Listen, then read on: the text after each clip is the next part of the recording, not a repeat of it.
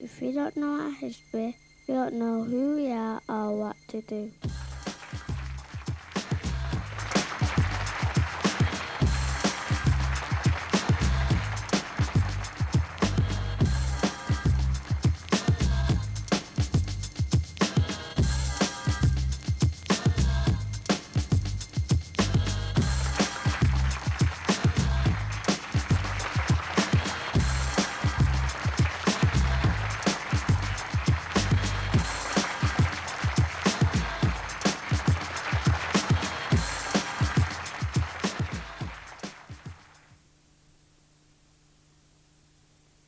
Without any more ado, it is my pleasure.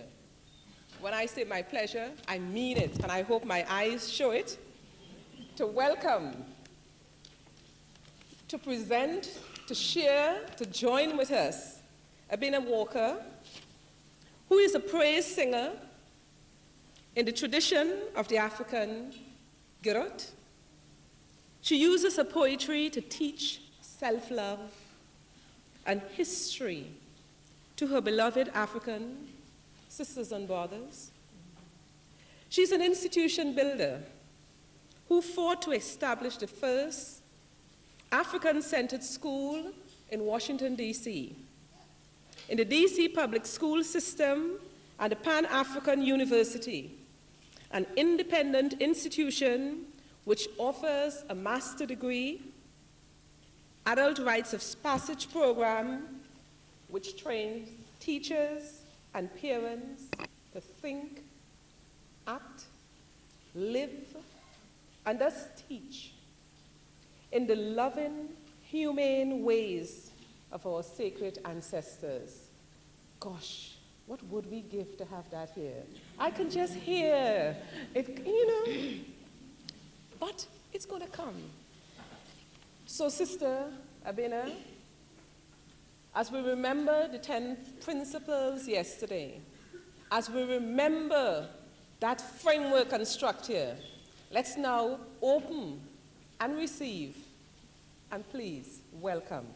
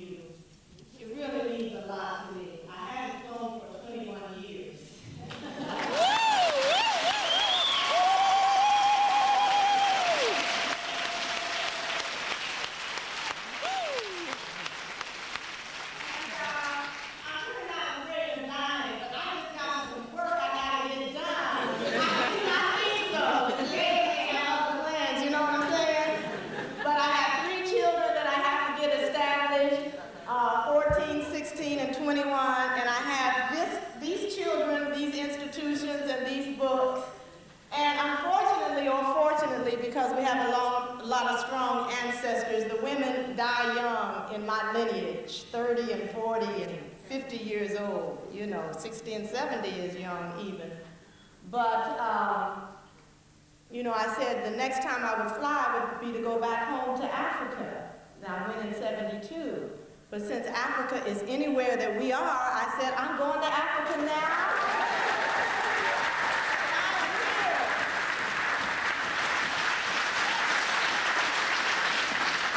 And we're going to take the spirit on up on the wings of our ancestor, Brother Wilson. And we're going to do an opening ritual together. I would like to say in a loving spirit, because I am about the children and the babies, and I want to say this in a positive and a fair way.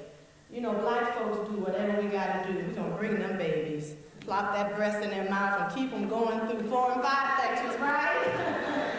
But I just want to say, if the babies get uncomfortable, for their sake, and for the sake of the collective, even for the taping that's being done, because if you have to tip quietly and take them out, you can catch whatever you miss on the tape. Is that a loving, fair thing to ask? Okay. Because it is a distraction. And I got up in them 2 planes to get over here, and I'm going to get my hour and a half, and I don't want you to be distracted. I want you to hear everything I got to say. The babies will hear it through the spirit. They already know this stuff. I know this from them. They actually hear it. I learned it all from them. And if we open ourselves up to what these 3 giants talk about, we will get it from them before they manifest their souls on the earth plane. We will get it from them. And we love you, mothers. We love you. We're so happy that you are here. I'm very happy to see all the beautiful spirits. You know, the white folks say we all look alike. If that's true, let's give the Creator a hand for that. For all of you.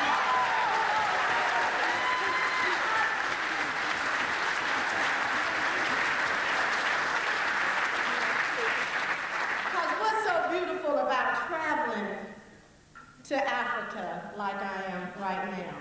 When you look at your brothers and sisters, see, we're going to talk about language today.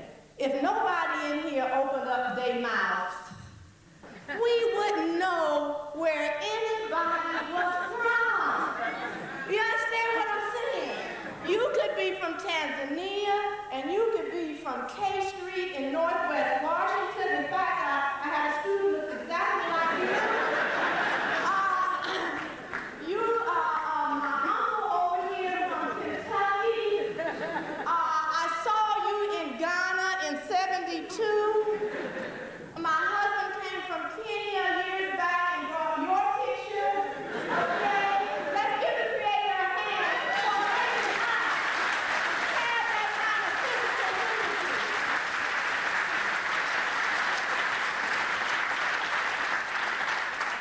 So again, I'm going to ask everyone to stand up. It's warmer today, but we're going to keep getting warm. And we're even going to hold each other's hands. Can you imagine? We're going to hold each other. All right? Oh, they put the tape on for me? Yes, the tape. Okay. Let's turn it on and see what the level is. I don't want it to be too loud. You have one about your neck. Right. So I don't need this? No, you can stand in front of that one. No, I need this to move. Yeah, I need this. If not, we can just move this one to you. I don't want that in front of me. Okay. Yeah. He said that this will pick up even if I use this one. Okay. I just have to be mobile and agile. I can't be stuck up behind that thing. Okay.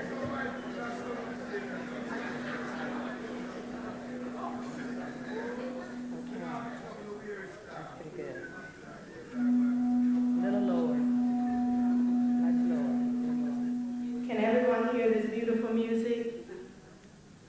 Okay, this is a tape called Open Sky, and it's done by an internationally known African from United States, New York, by the name of Brother Ah. You can turn it down just a little bit.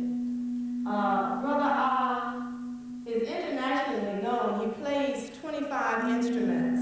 He's a one-man orchestra, and he's also on our staff at our school. And we use these kinds of things to bring in the spirit in our school, to calm down energy. You don't have to holler and scream at children. Our ancestors had breath control, music, all kinds of ways of healing our children. So what we're going to do this morning is offer up a ritual prayer to our brother Amos Wilson and all of our ancestors. And the prayer I'm going to offer today is an excerpt from a poem called Vision that I wrote back in 1979. And I'm going to ask you to close your eyes. I'm also going to ask them to turn that down just a little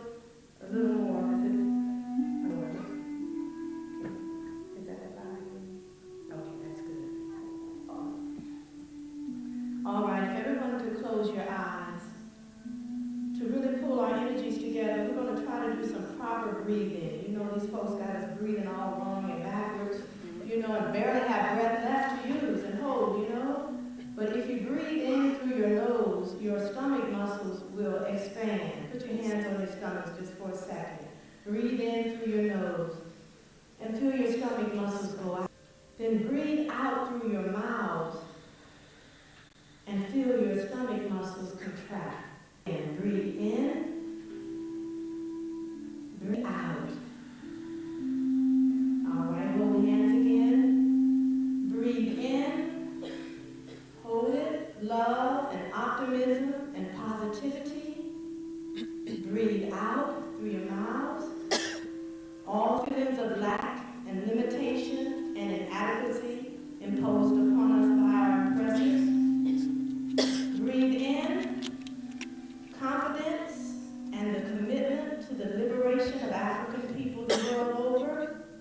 Breathe out, all feelings of anxiety, of negativity, of an unwillingness to forgive, especially our own selves. Finally, for optimism and the African concept of success, positive relationships, negativity, and close my eyes. The brilliance of amazing yellow light of wisdom projecting my people into a new world. I gaze at my people sitting on the horizon of a new age where faith and knowledge meet, where knowledge merge, where reason and action marry. No longer can we curse the darkness, for we have seen the light. Nor can we court confusion, for we have realized the higher self.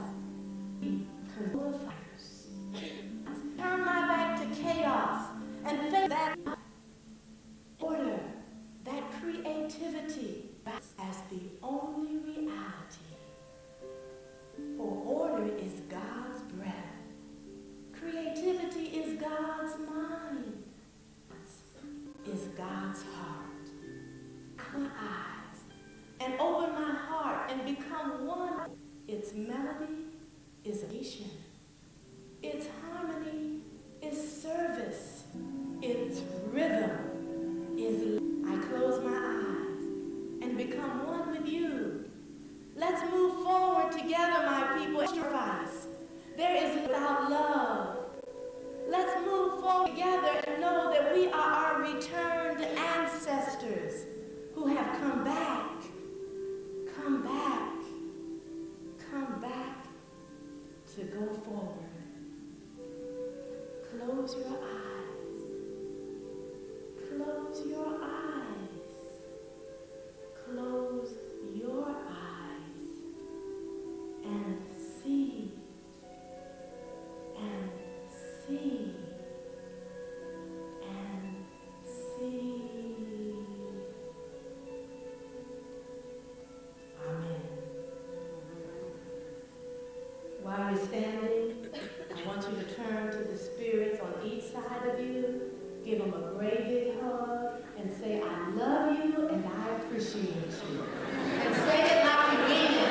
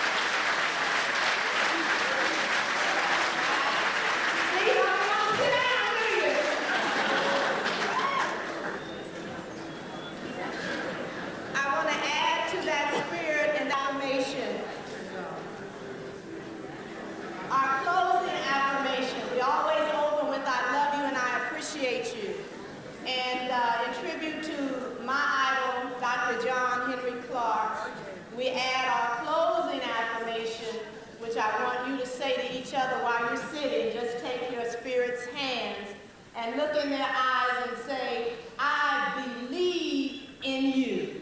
You can do that right now. Spirits on sides of you. I believe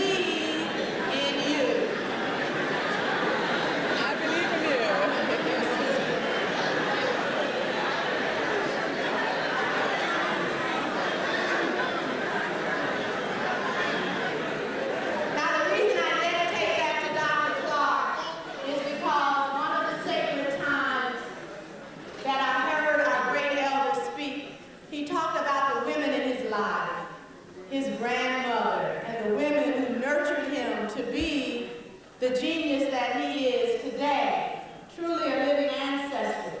And he said that they would look in his eyes, I guess down deep into his soul, and say, I believe in you. And just think about how seldom anybody ever says that to us. Just think, when was the last time somebody looked in your eyes and down in your soul and said, I believe in you? When's the last time you said it? You don't get what you don't put out. When is the last time you said that to your children? That should be your mantra every morning. Son, I believe in you.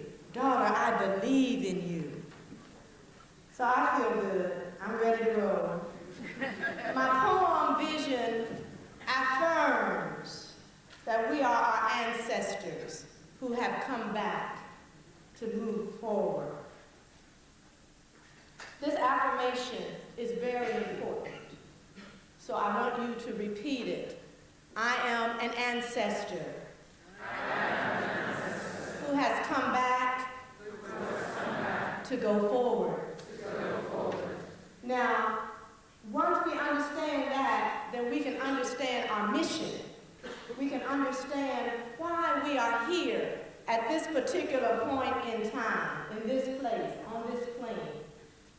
Unfortunately, we have been cut off from our traditional African culture. Traditionally, and I'm sure even today, in many of our cultures, there were special ceremonies where the pregnant woman would go into a trance and communicate with the unborn soul and find out what this soul's mission was to be before the soul manifested on the physical plane. Then the elders would match a name to this soul based on this mission. So your name, the Nomo, the magic power of the word, your name would propel you and guide you towards the accomplishment of this mission. You knew it before you came in. So the way was made for you to fulfill that. My goodness, sometimes we don't know it when we leave out. We're 20, 40, 50, 80 years old, trying to find out what our mission is. Though, why am I here? You know? It's not our fault. It's not our fault. But this is what all of yesterday was about, reclaiming what we had so we'll know where we're going and how to get there. But it's never too late to find out what your mission is. It's never too late to be reborn. We're all being reborn. We're all on the path. Doesn't it feel good? You know, we're contemporaries now. They'll be writing about us, and our descendants will be reading about this conference, and Paul, and the organizers, and these giants here, and these folks here who took time out to come and do what they had to do. I know you had people asking you still in that African thing? Where you going this morning? All wrapped up with your nappy hair all tied down, swooped over, you know? Yeah, these are people you gotta love from a distance. They might be your own household. In your own household.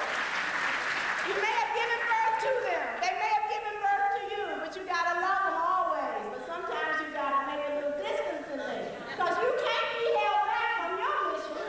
Because you are definitely on the path. You can't be held back.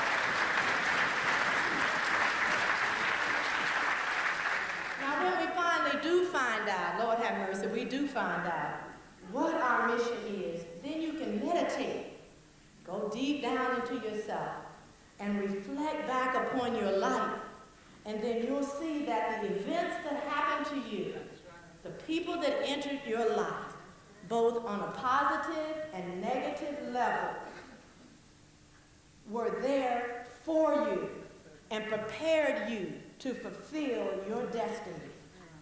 What and who you attracted subconsciously can now be vigorously pursued on a very conscious and conscientious level. You see why we're so dangerous? We're a show not threat.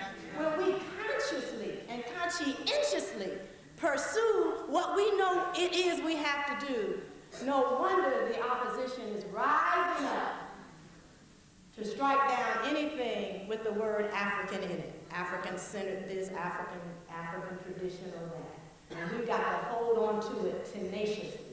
We have to hold on to that. After you pursue all of this consciously and conscientiously, you will see your vision. Now we're moving on. You will see your vision, and then you will become a visionary, or realize that you've already been this visionary. So that's our second affirmation. I am a visionary. Let me hear you say that. All right, the third affirmation, we have 3 of them. The third affirmation is from the healers. And we talked yesterday about these great minds working together and being so inspired by Brother Arma of Ghana and his great works of 2,000 seasons of beautiful ones are not yet born. And one that inspires me so much is the healers. And I'm going to read a short passage from the healer talking to all of us about what it means to be a healer. And I'm going to read from page 84. Where's my brother?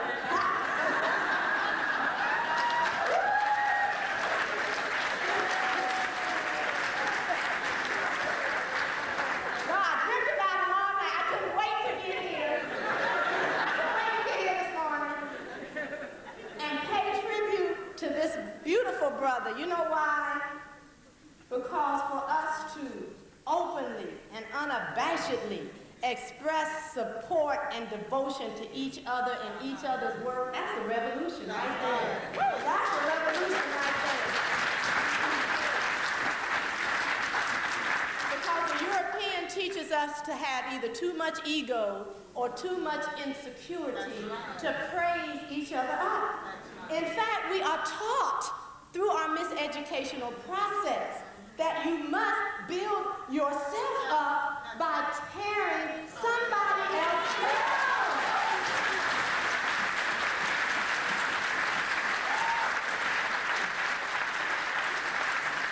So, conversely then, if you build somebody else up, then subconsciously you feel less. You feel jealous, you feel envious, and that eats away at what little collectivity that we've tried to hold on to despite the onslaught. So we have to re-embrace our culture, teach our children African concepts through symbology. And I didn't have the type of things to go on the overhead, but the pictures are large enough in this Adinka book, which is for the whole family. I'm very proud that this book is being used in many public school districts all throughout the United States. And we published it ourselves, and we marketed it ourselves, and all the proceeds go back into our institutions. I was so excited that I didn't think I had left anything in Washington, D.C. See, we get really, we think we're going to be perfect here around, this time. Even be perfect and be on the earth plane, because we have internalized these other folks who think they're God, so you can be God. You ain't gonna forget nothing. You're gonna travel 411 miles, and you're gonna have everything you need. No, you strive for perfection, but don't think you're gonna get there right along through here. So what I left, 2 things: my Miseducation of the Negro by Carter G. Woodson, which is my sacred scripture. I always hold it up. And I have one of those original ones where the brother has a blindfold on, and people keep saying, well, why can't our people see? Well, it's just because the blindfold is on. That's right. Well, how can we take the blindfold off? Through undoing the miseducation and then redoing the true education. Do we understand how long that's going to take? This is what Woodson is saying. We were systematically taught to hate ourselves. So everything we do has to be geared towards systematically doing what? To teach ourselves what? To love ourselves. So we can quit going around talking about how black folks can't get along. Why can't we work together? Think about how much of our conversation is about berating the victims of what what we've gone through. If we understand what Woodson is saying, we're just doing what we're supposed to do as oppressed people. You're supposed to hate yourself. You're supposed to identify with the oppressor. And if you identify with the oppressor, you're going to not do what you're supposed to do and tear down anybody else who's doing it. So we can just stop today talking about why can't African people get together. We know why we can't get together. Now we have to deal with how we can undo that. And that's what we don't want to face because it's a long process.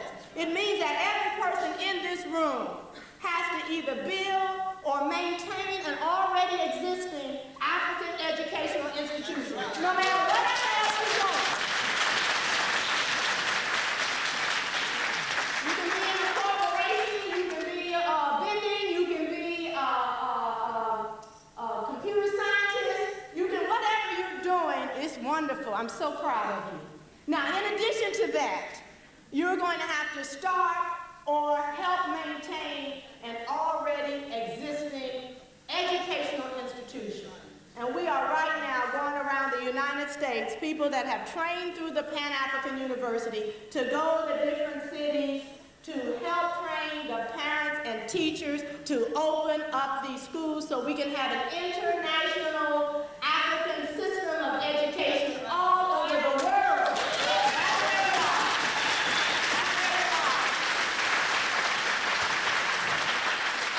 The other thing I left were my Adinkra pieces. I have several of them that I brought back from Ghana.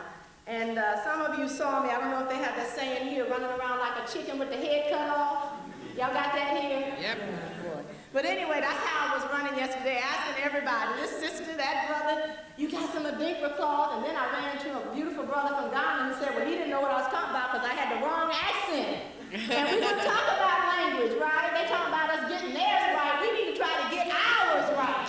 We need to try to get ours right. But anyway, I left my Adinkra at home. But the whole thing with the Adinkra ties into all of the Kemetic and all of the traditional total African concept of symbology. This is how Africans teach their children. First of all, we started with the ritualization. Then with the symbology that works on many levels. And the Adinkra cloth is from Ghana, and the term means saying goodbye. And this cloth, this one has the Jai and Yame on it, but there, I guess, 60 to 100 symbols that have been handed down to us. You may have seen the charts with all of the symbols. See, we see all of this stuff, but we say, oh, ain't that a nice chart? But we don't understand, that's the curriculum. You don't need nobody to create no curriculum for you. You are the curriculum. Here it is. So you take this cloth, you take these symbols, and you explain to the children that our people communicated so much with the spirit world that they would wear these cloths to the funerals. They would hand stamp specific symbols that had something positive to say about the spirit who had departed. Ain't that beautiful? And also proverbs to help that spirit on the next phase of initiation. You see? So we take these symbols and we transform them into books with lesson plans and poetry so that our children walk with these symbols.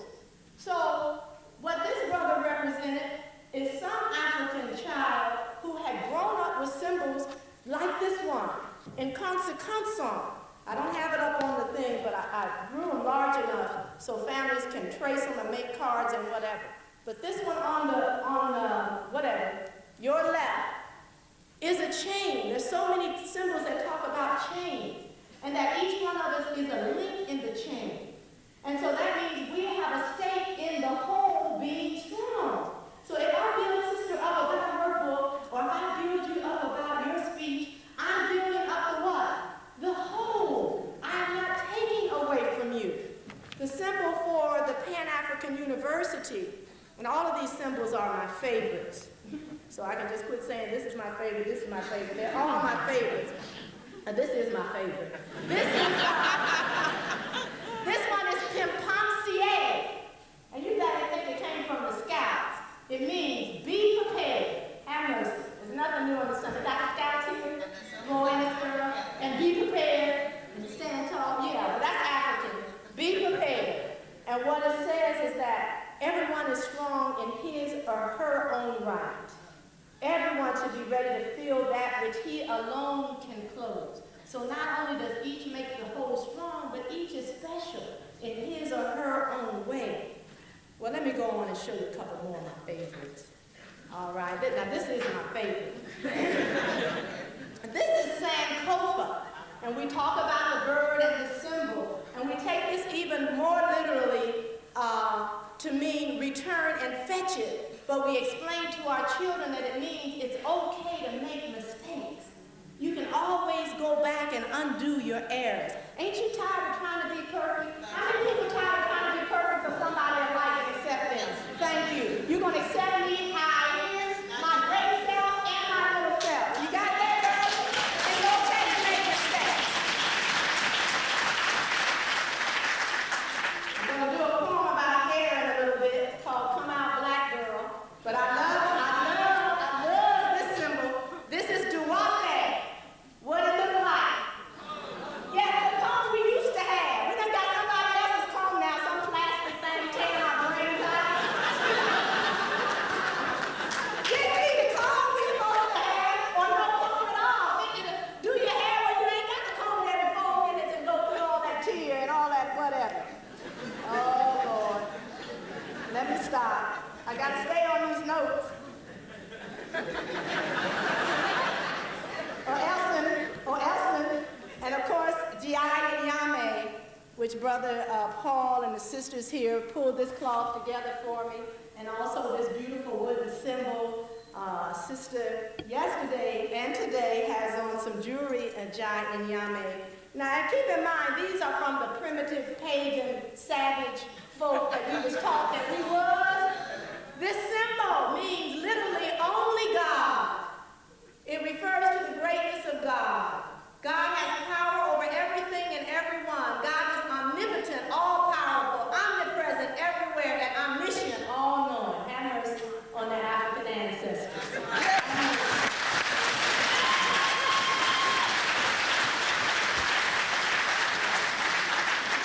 I'll be doing some poems from this book. There are 7 poems matched up with the Adinkra symbols from West Africa, but honoring the 7 principles of the Nguzo Saba that Dr. Malanaran Karinga pulled together for Kwanzaa in the language of Kiswahili from East Africa, always showing the cultural unity of Africa.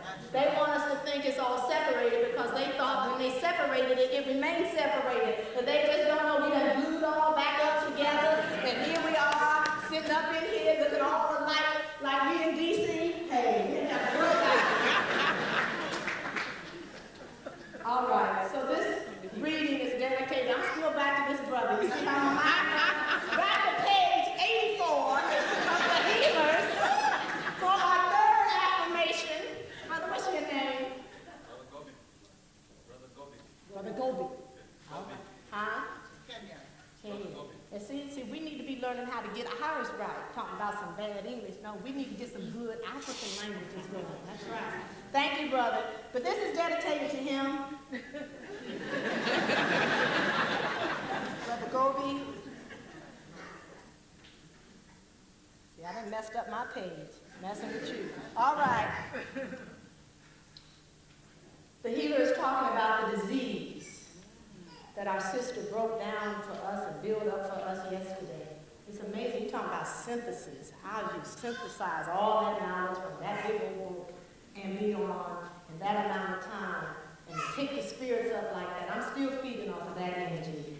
The disease, the breaking up of that community has taken centuries and centuries, thousands of years. Most of our people do not even wish to imagine any such possibility of wholeness. If you talk to them now of the unity of all the earth's black people, they stare at you like idiots. Some can understand, but even they are confused. The healers are also confused, not about the aim of our work, but about the medicines we may use, and about what may look like medicine, but may end up being poison. That's right.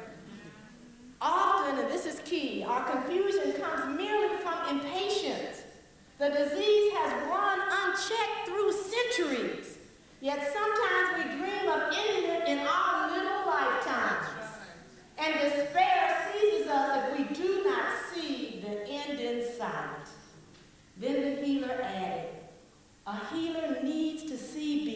of the present and tomorrow. He needs to see years and decades ahead, because healers work for results so firm they may not be wholly visible till centuries have flowed into millennia. Those willing to do this necessary work, they are the healers of our people. Isn't that beautiful? So are we ready? Our third affirmation, I am a healer. All right, let's put it all together. Can you remember all three? I'm not going to tell you again. The children can. They know them all. We're going to do all three together. All right? Let's go. I am an ancestor who has come back to go forward. I am a visionary. I am a healer. Excellent. And some of you do like we do when we don't know those songs and we kind of mouth them. But most of you got it, so give yourself and your brothers a hand.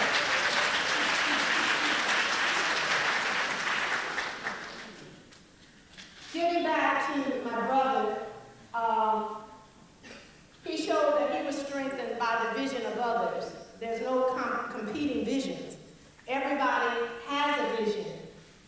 You don't have to compete with each other's vision or outdo each other's vision. You feed off the light and energy of each other's vision, which goes and flows into one great vision for the illumination of our people. For example, Dr. Newton, my sister Aminata, she is a healer. She has gone not only through the European system of psychological and medical knowledge, but also the traditional African system. I walk in the light of that vision because I run a school where we work through the divine spirit. This is why they fought us so hard, because they knew what we had was so powerful that there was no way that they could stop us from opening this school. And I'm going to tell you, they tried. Now, I'm in a black city. My people that I'm fighting and strategizing against look just like us. But I still love them because I know the African is waiting down up inside there trying to get out. So when I have to go deal with them, I speak to the African in them. Now, they are bolstered and supported by the white power structure, needless to say. But they have been miseducated to see that they think that they have a stake in keeping the system set up to destroy their own boys and girls. Because as Farrakhan says, we have a white man in the base of our brain, and woman, he got to be born. We always talk about the white man, but what about the mamas that teach all that hate? All right? He says we have a white man and woman in the base of our brain, and every time we kick up to do something for ourselves, they kick us back down. Well, that's not right. You don't need to write that book. You don't need to get out of bed and come on in there and hear all that revolutionary militant talk. Right? How many times have we started to do something that would take you further on the path and your car breaks down or you get sick or, you bring that on yourself because that thing kicked up back here and said, now you don't want to do this. Or we don't want you to do this. And since we're so controlled, then we don't do that. But what we're talking about is that our children are carrying the weight of all the sickness of the European society that we have internalized. So we talk about children born to chemically dependent mothers. See, I almost said addicts, but since that white man kicked up, that African spirit jumped out, and I changed it to chemically dependent. See, when they own stuff, they're chemically dependent. President Ford's wife, Betty Ford, she's got a place out there, but she's chemically dependent. But we just junkies and addicts, right? See how they use the language to deal us out of the humane realm? But we have children that need more than any kind of counseling from a European's perspective. So we need to hook up visions and find if Sister Aminata and her staff can hook up with our school and bring that kind of spiritual healing into our curriculum and into the lives of the children, first healing the parents and then working with the children. So we're talking about feeding off of each other's visions. Dr. Ani, her book It's a part of our curriculum in the Pan-African University for parents and teachers. The children won't get it if we don't internalize it and give it to them. We support each other's visions. Maybe at some point she can design the undergraduate and graduate department of white studies for the Pan-African University. So we're not talking about, you don't have black studies in a Pan-African University because it's just about the truth. It's just about, that's a given. You don't infuse yourself into, you already there. You know, let y'all have infusion in. We're going to infuse African stuff into the existing curriculum. Is that, give it a laugh. Is that a laugh? You're going to infuse the original into the imitation. You're going to infuse the totality into some part. No, you're not. You're not going to do that. You're going to start with the truth, and you're going to hang in that truth, and everything falls into place as you deal with the truth. You teach world history, you ain't got to call it nothing but world history. You start in Africa, and you stay in Africa a long time. Years. How many ways would it take to cover Africa? Pre-war and post-tomb. That's how many grades it would take to cover Africa. You start in Africa.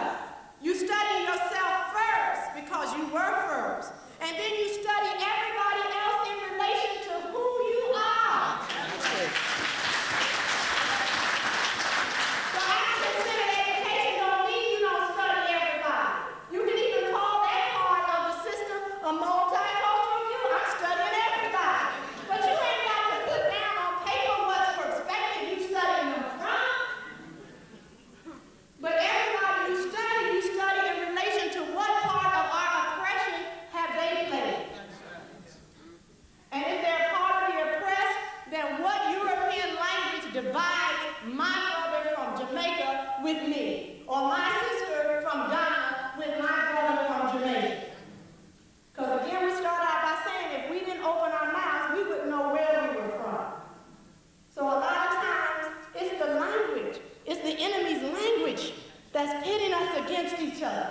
That's why we've all got to go back and learn the African languages as a universal open-door policy to total liberation of African people. I was going to say this later on, but this is what we're doing in our school. Our school is a model school. We have kindergarten through 7th grade right now. Every year we're going to add a grade. We're fighting for our own building. They got us in a school within a school. Right. So we're going to spread that thing out, have our own model school, and then go around to each school and train the parents and teachers to implement this system. It's not about where your school is. School is not about a building. It's about the mindset of the adults who are dealing with the children.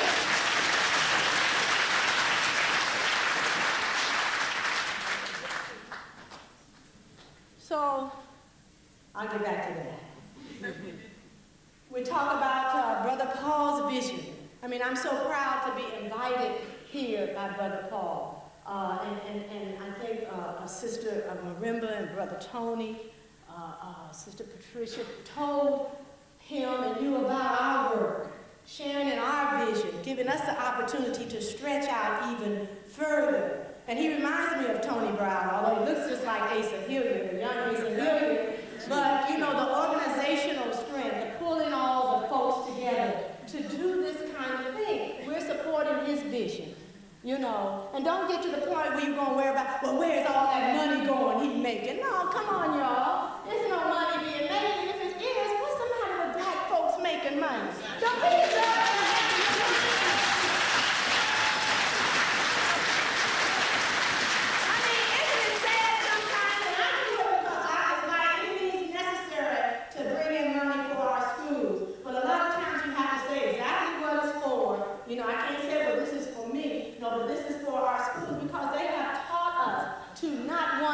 to have what we need to do what we got to do. But they'll come along and we just shell it out. We don't know what it's for, where it's going. They just convicted some European over in America who pocketed all the United Way money. And we giving all of them marching signs and all United Way money. Him 7 or 8 years old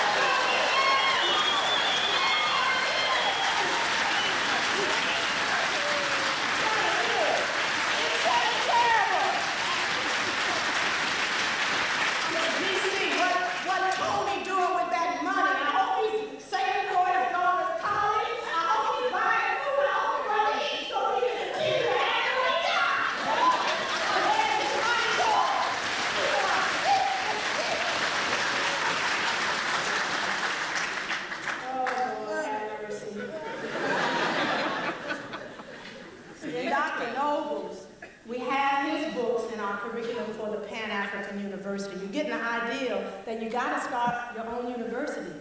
As Woodson says, how can you go study the same history, philosophy, religious concepts, psychology that brought our mind to the present state of destruction and think you're going to undo that?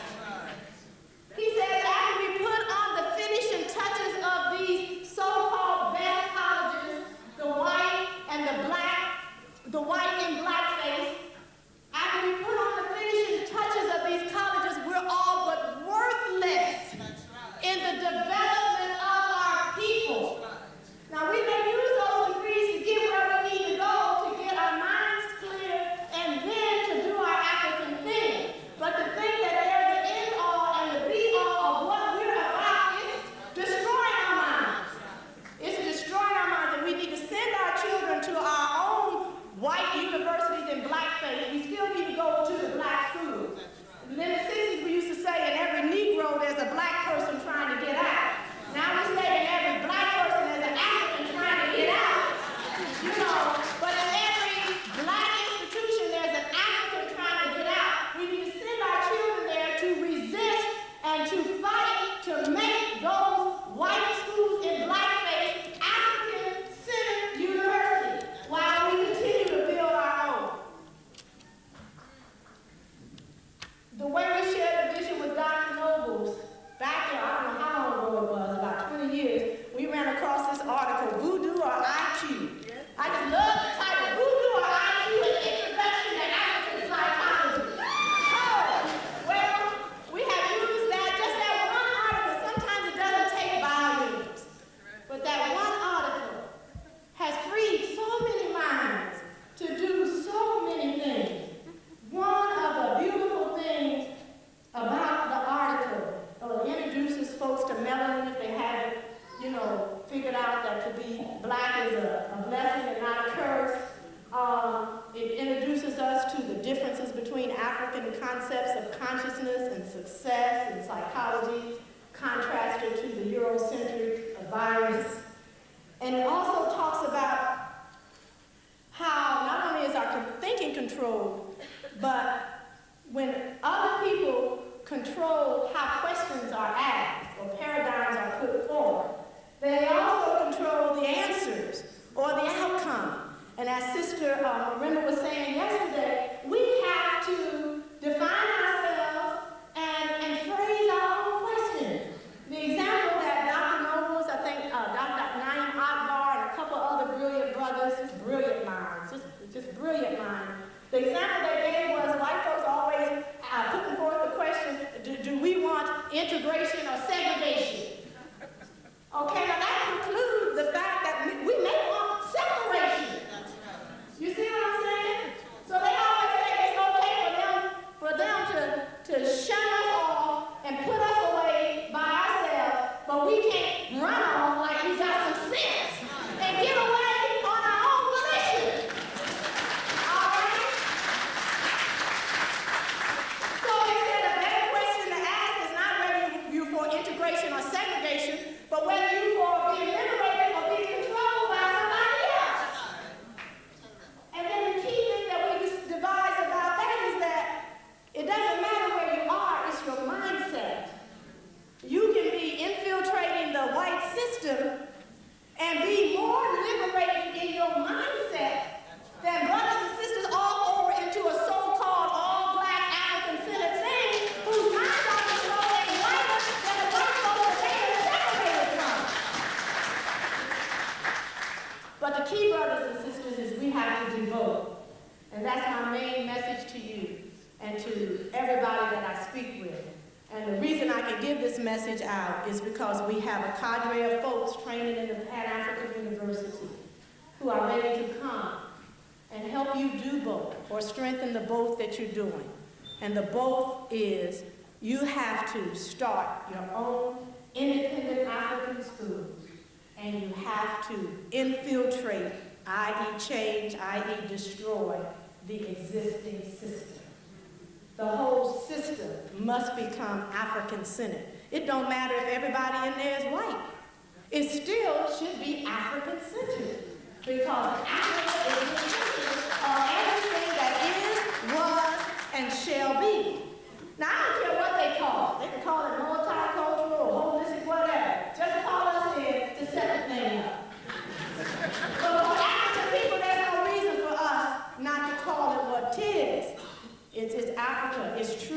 is humane, is humanity.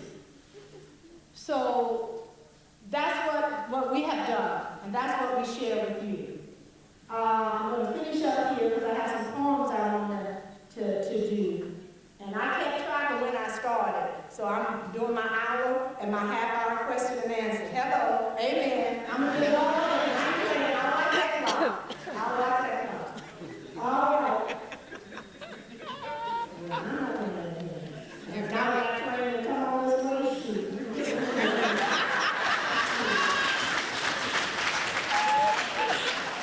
Before I do the poems and teach and love you through my poetry, I want to just talk about those affirmations. Being an ancestor gives us the determination, courage, and expertise to do whatever needs to be done. Because when we study our history, we see that our ancestors did everything. So there's nothing we can't do. We are truly blessed. Being a visionary gives you the spiritual strength to overcome physical limitations and material desires. It helps you to sacrifice to reach your goals and gives you the audacity to reach them by any means necessary.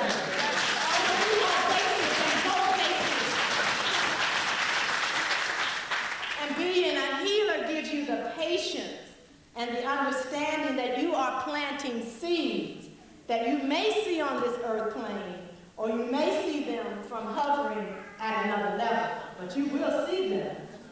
Brother Amos sees us today. My mother sees us today. They're all smiling down on us today. I feel them so strongly. Very quickly, I awoke to my mission, my African spirit and soul in the late 60s, like so many Africans in America. Some in the early 60s, in the late 60s, I was on one of them white campis. So like a big white campi. You know, the advantage of being on a big white campi is that black folk have to come together to offset that chill and that cold. I mean, can we speak? It's warmer today, but can I get an amen on the chill and the cold of a big white campi? All right, we have to come together. And we got tear gas and we fought and we did everything. We didn't get killed like the white folks in Kent State. You know, the guards came in and killed their own, because when we protest for rights, you know, they're the real imitators. At least they imitated and protest for something right. But they just came down and mowed 5 or 6 of them down. They kind of spared us because Creator had some things for us to do. But we got tear gas. It was okay. When the tear gas cleared, we had our African studies set up, and we was bringing in black students, and we were teaching black literature in dormitories. And we were learning on the side what we should have been getting for the money we were paying for. I told my father, who still ain't got it together. He said, what happened to Nanette? Child, she never straightens her hair. She wears some old purple gown on. What happened to her? I sent her to school to get that education. If he saw my cup on Newsweek night, it still wouldn't help him now. I just go off for him, but he loves me though. And he's my elder, so you never know more than your elder. I don't care how many degrees you got. So I respect him and I love him from a distance, because see, I'm in D.C. and he's in Dayton, Ohio. But here we paying for an education that we don't get, and we got to burn the midnight oil to study these heavyweights here. And that's what you got to do. It's all over, y'all. You got to, I don't care what you got in the school. Like if Woodson says, if you got degrees, but you don't know how to save your own people, you're still not educated. All right? So you're still not educated to get. And your children got to see you get it right along with them. See you enroll in an independent school called the Pan-African University. Well, this is how they use the house Negroes in D.C. to try to stop our program. You know, because old Massa, by the time old Massa had looked up, we had quietly trained parents and teachers with no pay. I'm not patting myself on the back. I worked for 3 years with no pay. See, we think we got to have jobs and salaries to fight this revolution. We got all kind of spiritual resources that will get you through. If I ain't got no food, I'm coming to your house. I'm going to eat my food. I ain't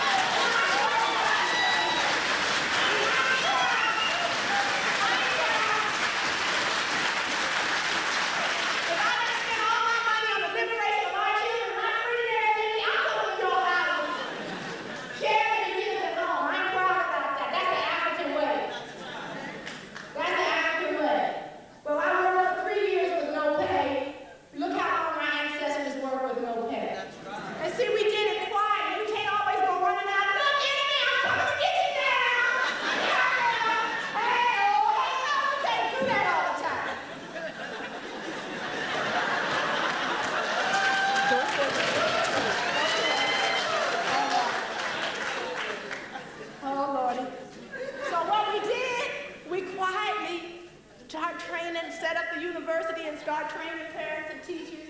And then we politicized our way into a position in the system. And we had to use different words, you know. We said it's African-centered in ideology and methodology, which it is, but the curriculum is multicultural in that we study everybody. I mean, I had to say that for the black folks. Black folks were afraid, well, it's all y'all gonna study Africa.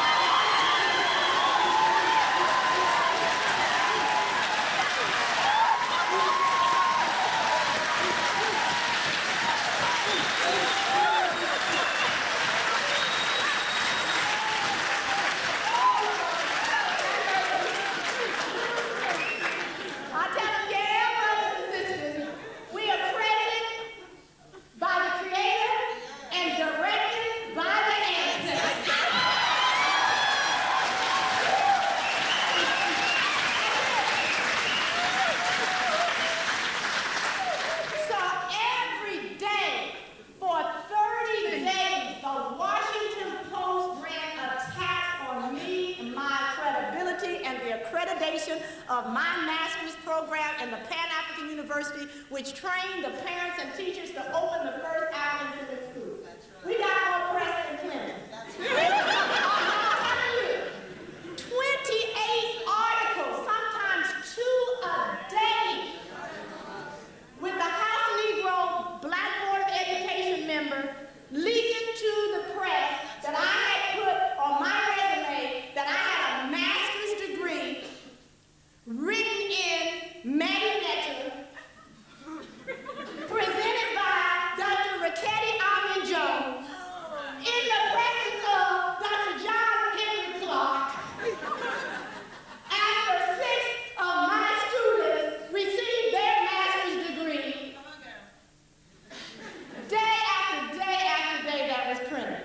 An unaccredited, unlicensed university founded by a woman who gave herself her own degree. They don't know about self-creation, do they? They don't know how to do that. They don't know the origin of the universe and the creation stories of Africa, do they? Well, you know what they did? They made us famous. I mean to tell you, it was hurting for a while, because my husband and I had sacrificed 30 years of work.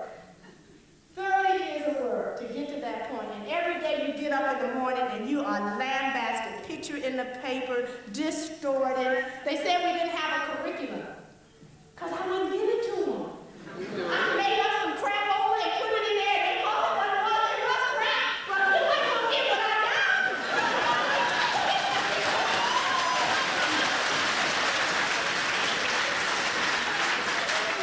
You want to give the enemy and his black lackeys your truth, your sacred work from the ancestors, your Urugu, your spiritual healing. You gonna give it up to the enemy. They can't use it anyway because they don't understand it. So you got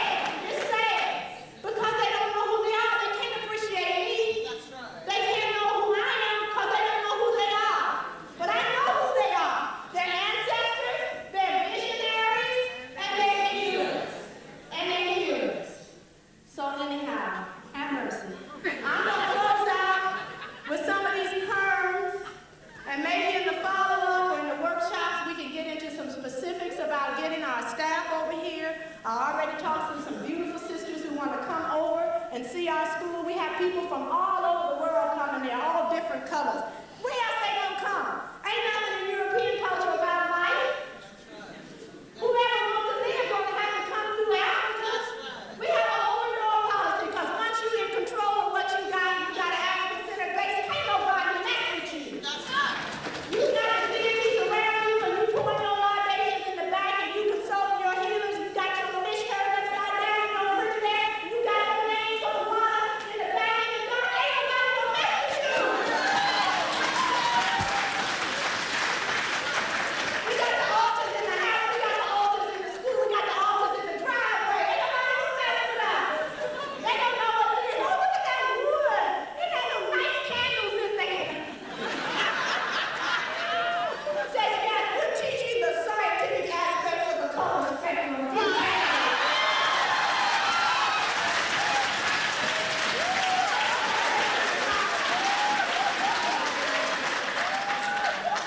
I can never get myself taped. I get so excited I forget to turn on and do all that music. But I'm gonna take the tape and turn out. Oh Lord. I'm gonna forget the notes. I'm gonna do 4 poems in my last half an hour. Watching that clock. I'm gonna do 4 poems in my last half an hour in praise to my African brothers and sisters. These poems are on tapes, in books, they're everywhere. And I'll show you what a praise singer I am. I'm going to do a poem to the black child. I'm going to do a poem to the black man. I use the 2 words simultaneously. I know we got to have that land base as Africa. But since they taught us that black was so bad, it just churns my heart to say, black is beautiful. Ain't that beautiful? Black is beautiful. I guess in our particular sojourn in America, and I guess here, you know, black was such a negative thing as was discussed yesterday. And now all of a sudden, and we found out it's a blessing and not a curse, color don't matter no more. Well, you know, it doesn't matter what color you are. Yes, it do. Yes, it do. Whatever shade it is, I got a little piece of it and it matters to me, right? How come it mattered when it was ugly? And now that it's beautiful and exquisite and a blessing, it don't matter no more. Come here, y'all. Yes, it does. Yes, it does. It does matter. But anyway, I'd like all the children in the audience to stand up. I had seen a couple young brothers up here. Do I have any children? Any children? Well, I'll speak. We got the babies. And I'll speak to the child and all of us who needed to hear a poem like this. So let's give all the children a big hand.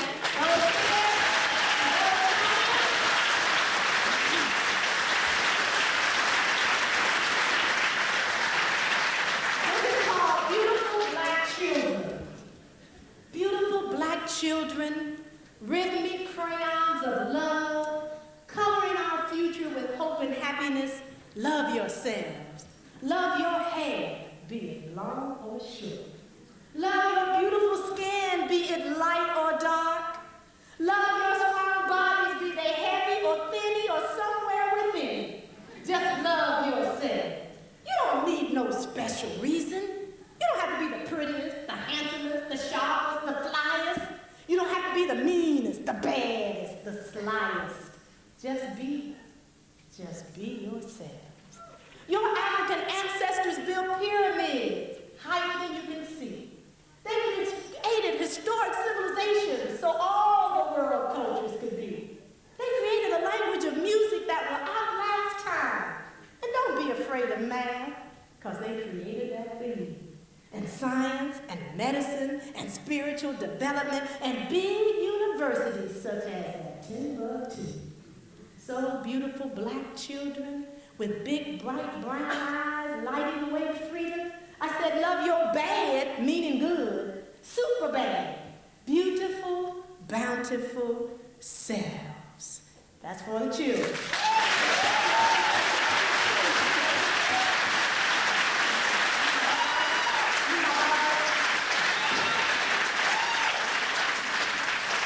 The second poem is to the most powerful, beautiful, wonderful, reflection of God that I've ever seen, and that's the African man. Well, all the brothers stand up and just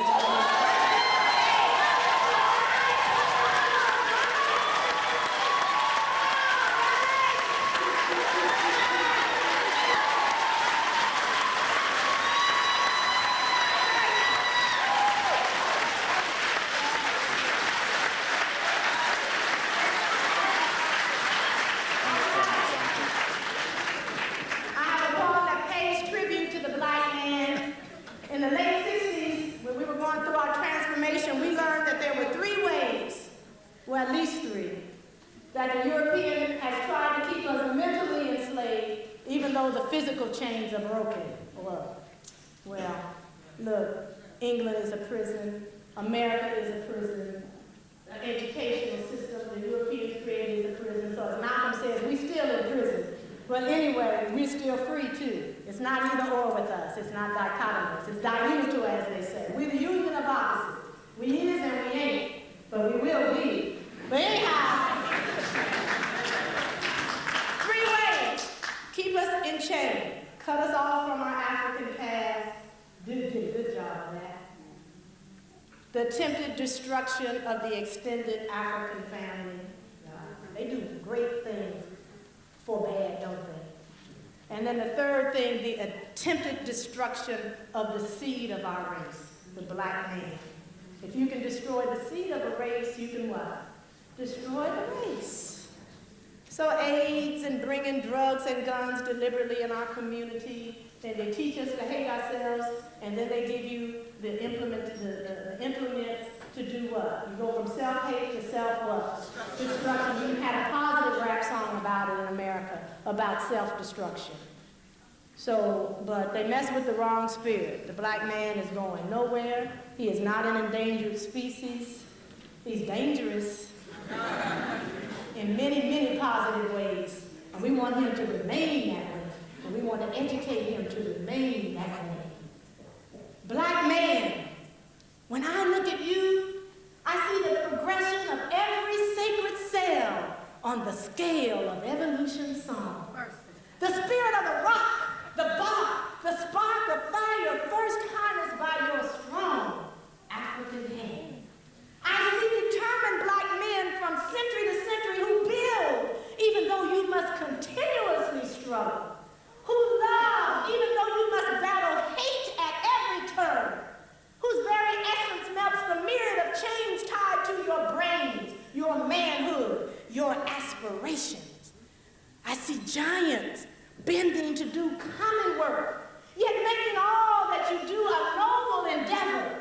For your kingdom is vast, black man, and your dignity transcends your sometimes category. When I look at you, black man, with your black woman,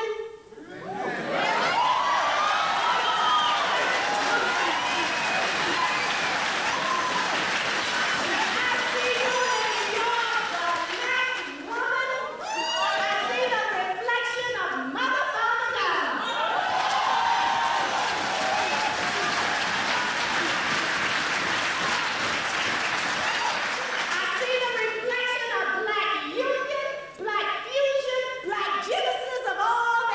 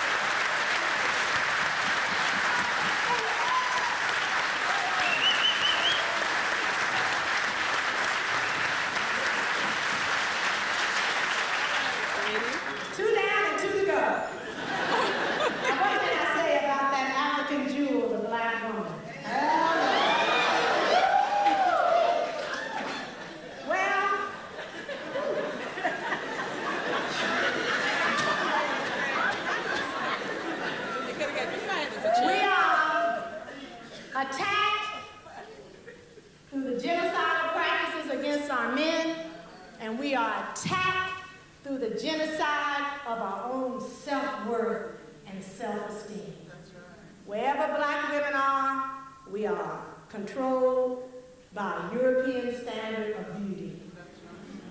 To be a beautiful black woman anywhere in the world, as Sister explained yesterday, even on our mother fatherland, you gotta do what? You gotta look like what? You gotta have, well, first what you gotta have. Well, your white skin, but you know we don't have that, but as close as we can get to. That makes you beautiful. What else you gotta have? Straight hair. Oh, Lord. I'm letting brother work with that. Straight hair, long if you can get it. Blonde if you can get it. All right, how about your eyes? Can we talk to you? Oh, was it Dr. Akbar on Oprah show when she had her blue contacts on? Yeah. Oh, love sister. I love all sisters and brothers, no matter what we do. The African is in there. But my sister Oprah had a blue contacts on. And her tried to tell Dr. Akbar it's because she liked a lot of colors. And Dr. Akbar told her no, it's because you hate yourself. That's what he told her. If that other standard of beauty hadn't been put there for you, you would have never wanted to change your brown to a turn of brown eyes blue. You would have never wanted to do. You would have understood that hair was there to cover your hair and protect you from the sun, and the length of it doesn't matter. You know? And then what kind of features we gotta have, sisters? What they call them? Even though Africans have all of it, but they use stuff on it. Straight features. So I guess these are crooked. And what you gotta have regular features. Oh, these are irregular, right? Hey, it's deep. So basically, the black woman is taught that she is born ugly. And we carry that through our lives. Just as the race is taught that we have bad hair, and somebody mentioned bad language, the way we naturally speak, the way we embrace and energize European languages is bad. So we do all this stuff just to get acceptable, not to be beautiful. I think one of the best, this is way back, Greer and Cobb, The Black Rage. One of the best things I've seen written about what black women go through in terms of hair. And it don't matter where you're from. It was two black psychiatrists wrote about it. That after all the combing and doing we do to our hair and the pain, you know, my mother used to put us through her legs. Yeah, put it through your legs and take out every frustration of your life. Oh, man, she was terrible.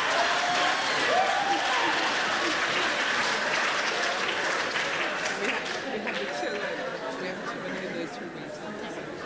And so what the brother said, that after a woman went through that, you thought when you went out on the street that people would be falling over you about how beautiful you look. Ain't nobody said nothing to you. You was just acceptable. You was just ready to come out. Is that universal among African sisters? Did we have to get them edges straight? Did you burn your ears all over? How about them kitchens? Did you have them kitchens? Did you fix your hair? Did you fix it? How about your hair going back home? Y'all had that saying? See, your hair had sense. It kept going back home. Your eyes was going to follow the hair back home. You kept straighten it. But anyway, to make a long story long, what I do with this poem is use another African method. See, I'm using African methods to teach on you. And this is what we train teachers to do. Africans use drama to teach. So to do this poem, I would dress up like a cover girl. You know, are we aspiring to be cover girls? So I put on this blonde wig and swear that it's natural, the black hair all hanging out, you know. And I put on this fur coat, couldn't afford a fur, had this fur coat on. And in America, you made me feel shame from coming from the South. When all America is South, there's down South and there's up South. But South is tied in with Africa. So anything African and anything having to do with our triumph over enslavement, we're made to be ashamed of. So I'm coming from down South to go up South to be a cover girl in a magazine called Be What You Ain't. So see, I know this was a magazine for me. Because sister, ain't we been trying to be what I ain't, be what we ain't? It's a hard work you ain't. And it's expensive you ain't. Can I get an amen on the hard work ain't? All right. So anyway, so this poor child comes up from down south. She's from South Carolina. I swear she's from South Boston. And she brings her dark-skinned cousin, Maylene. So I make Maylene so plain that people can see this beautiful sister. Of course, I'm calling her ugly because she's dark-skinned. And of course, I ain't high yellow, but I'm mid. I'm mid. So anyway, I tell Maylene to stay in the back and don't be calling me no Bama names and talking that bad grammar. Because I tell Maylene I got a brand new name. My new name is Tiffany Monique Barnes.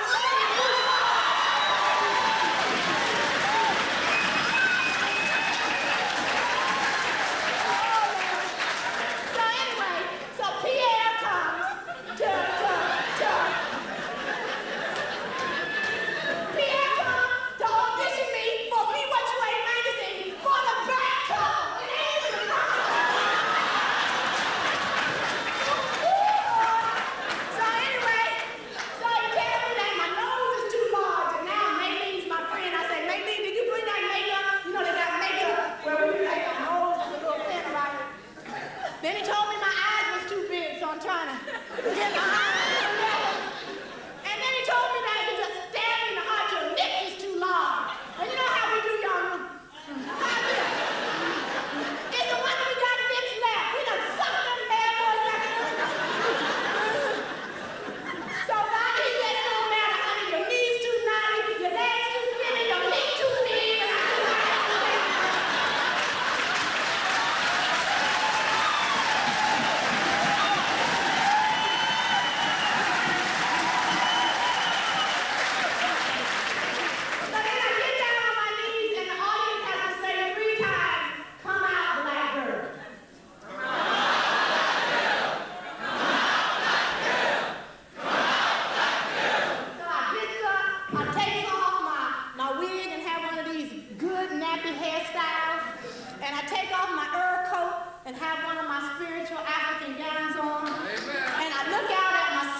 my mothers and my daughters, and I say, come out, black girl.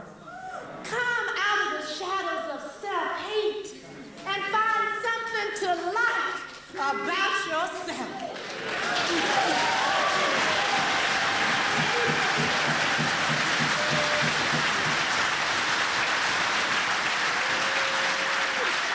Oh, sisters, I know it's a monumental task for a queen, historically mislabeled wench, whore, hoe, hussy, slut, squeeze, piece, meat, beat, bitch, buried from the weight of being called out of your name.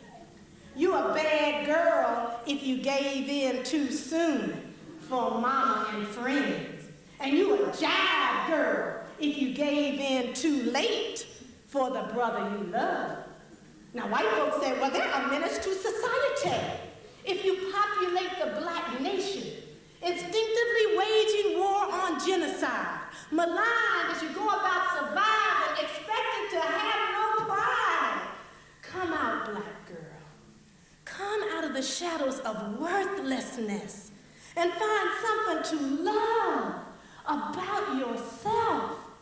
Oh, sisters, I know it's a monumental task for a ray of God's light born and dropped into a mud hole, created by a nation of gray swine that slings dirt into the eyes of your beholders, smearing your image, declaring there's no beauty to be achieved, psyching us into frenzied efforts to just make ourselves acceptable. Oh, come out, black girl. Come out of the shadows of self-persecution, because all of our individual and collective lives are embedded with insecurities and shortcomings, created by a white measuring stick that always seems to make us too tall, too short, too heavy, too thin, too wide, too round, too brown, too be. Cast off those plastic cover girl smiles of silicone bodies, now lips,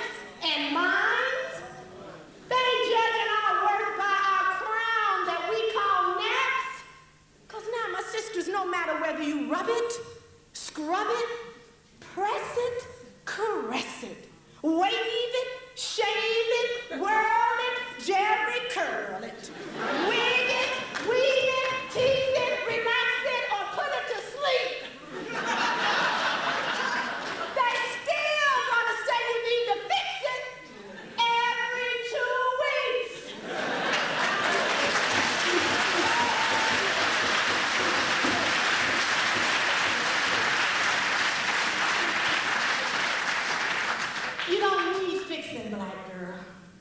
I said you don't need fixing, black girl.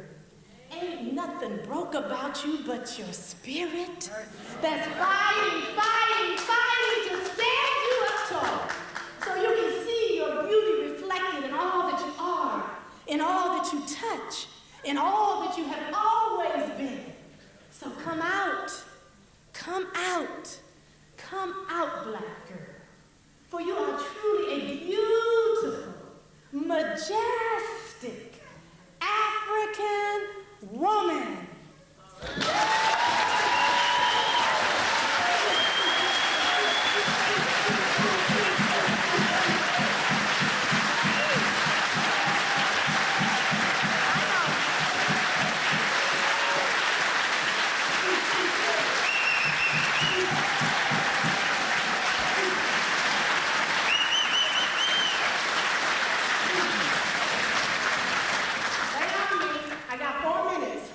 That's what I said. They say sit down, but they love me.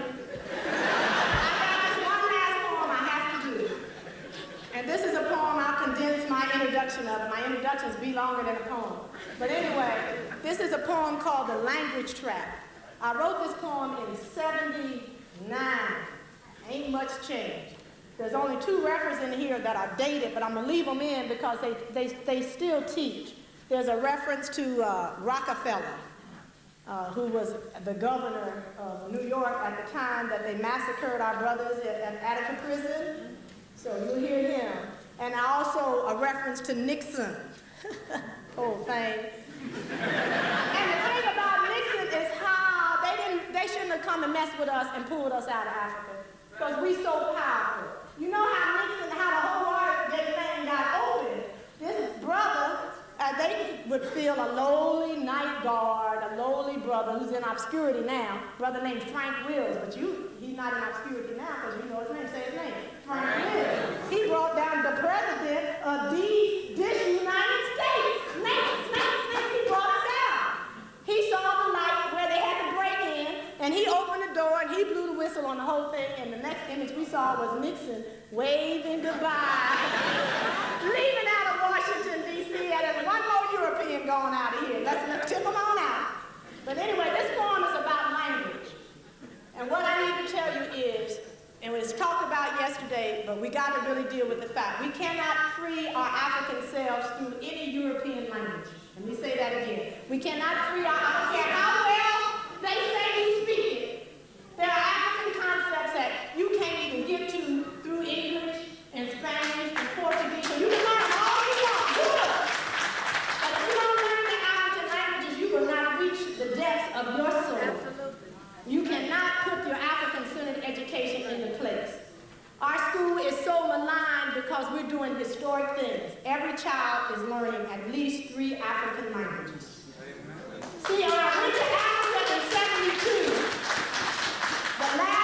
I got there the day after they buried Nkrumah.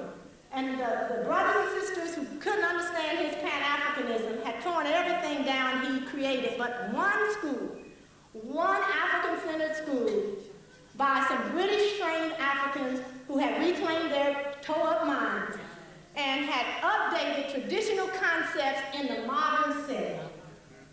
And I saw 4- and 5-year-old children speaking 6 languages fluently. I'm not talking about dialects or parts of various languages. I'm talking about 6 distinct languages. Every African child in our school and in the world should learn Kiswahili, Merinetu, and at least one other African language, a West African, a South African, because it doesn't matter. We don't have to get nationalistic about our language. Language, as Fanon told us, reflects culture. And culture is a way of life. So any African language will give you a cultural way of life to destroy the Urugu virus that we have eating us from the inside out. So I don't have time to do it now, but one of our courses in the master's program looks at our Creoles, our Jamaican Creoles, our Gullah, our so-called Black English in America. These are descendants of mixed languages that we were forced to create because the European was too lazy to try to learn all of our beautiful languages. We had to hook up something that everybody could study. But we were so smart, we kept the underpinnings, we kept the phonetics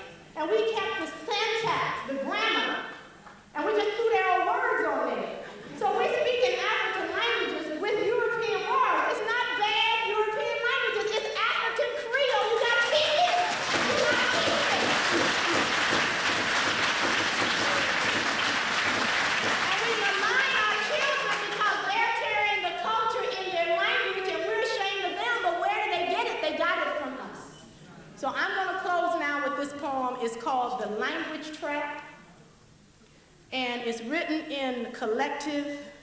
The I in the poem is all of us African people. The you in the poem is the European, wherever we can find him and her. And what African people need to do, and been needing to do, is to look the European straight in the eyes and say this: you thought you had me, didn't you?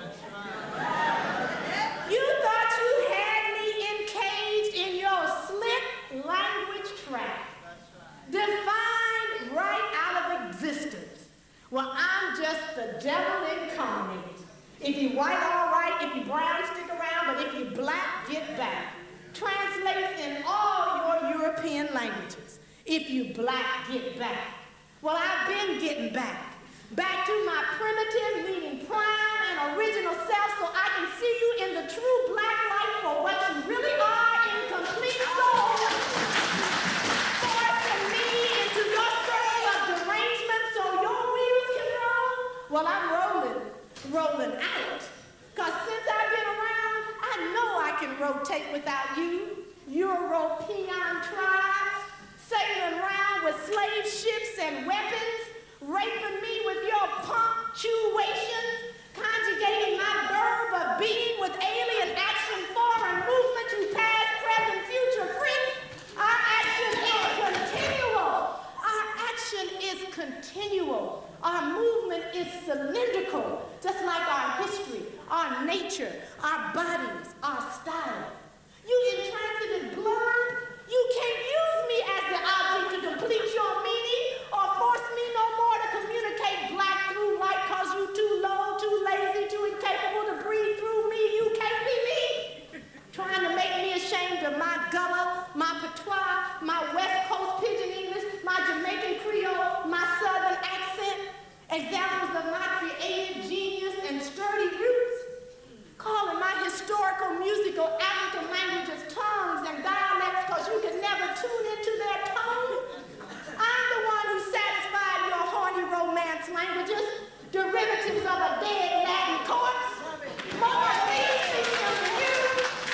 More of me speak them than you. I'm the one who put humor in your text, wisdom in your verse, rhythm in your so-called knowledge, and soul in your script. Your words ain't no match for my syntax and sound. And yeah, I'm gonna use your English, French, Spanish, and most assuredly Portuguese too. So I can translate and understand my brothers and sisters around the world that you violated to benefit you. But we also gonna clothe ourselves in the bright African garments of Malinke, Bambara, Walla, Twi, Hausa, Metanetra, Yoruba, Shona, Zulu, Bimba, Kiswahili, so we can share your drab culture that can't cope with our creativity. Because we don't have to cut off our ears, Van Gogh, and drown ourselves in beer and fears and sleep with our mamas, because with us, genius is the norm, and everybody is a star.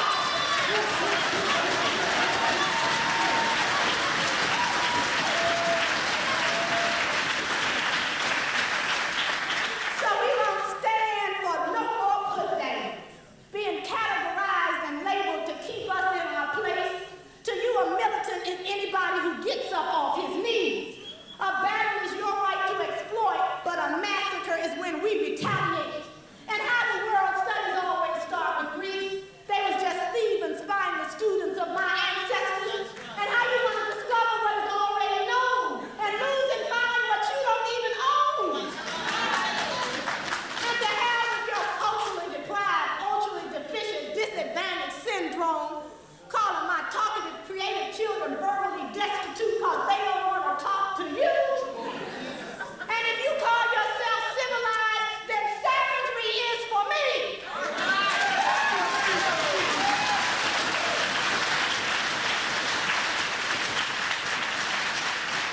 And I ain't got no money, but I ain't poor. And Rockefeller, he was loaded, but he wasn't rich, nor happy. He was just suffering from terminal head cancer. They should have done a radical brain removal like they did with his heart at birth. We won't forget our brothers at Attica. And then Nixon, remember him? Had nerve to grunt right off.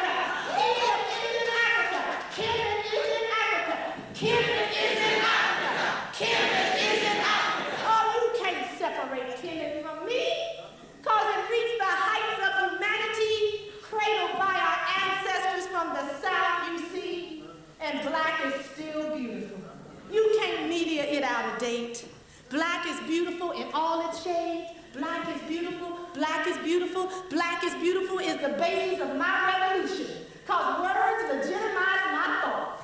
My thoughts propel me into action. And my positive action is your positive subtraction. And that's a national fact.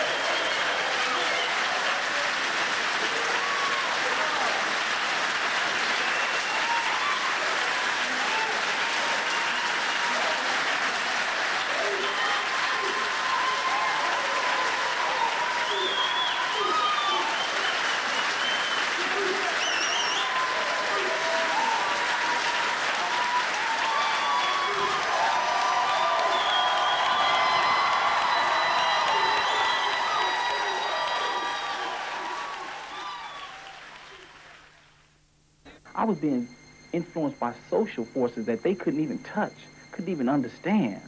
Mom, Dad, if you don't know our history, you don't know who we are or what to do.